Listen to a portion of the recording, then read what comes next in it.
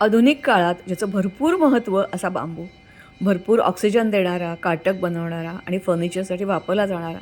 त्याचे कोंब मात्र त्याच्यावर संशोधन सुरू आहे, पण थोडे दुर्लक्षित आहेत. तेही हाडांना बळकटी देतात. आदिवासी लोकं पारंपरिकरित्या याचा वापर करतात आणि हे कोंब आपल्याला प्रिझर्व्ह करून ठेवता येतात आणि त्याचा हवा तेव्हा वापर करता येतो. असाच वापर करून केलेली आज आपण उसळ किंवा भाजी त्याची बघणार आहोत. त्याच्याबरोबर हिला व्यंजन म्हणून मी मटकी मोडवलेली वापरलेली आहे. अर्थातच कांदा, हे प्रिझर्व्ह करून मला हवे तेव्हा काढलेले हे कोंब, मालवणी मसाला, लाल तिखट आणि कोथिंबीर अशी घेतलेली आहे. एखादी पालक किंवा मेथीची भाजीसुद्धा चालू शकेल.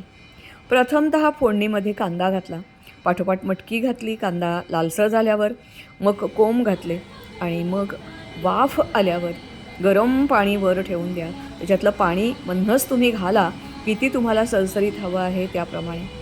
चांगली भाजी लवकरच शिजते आणि मग त्याच्यात हा सगळा मसाला घाला, नारळ घाला आणि वरून कोथिंबीर बुडवून तुमची उसळ तयार झाली. 5-10 मिनटात पटकन होणारी.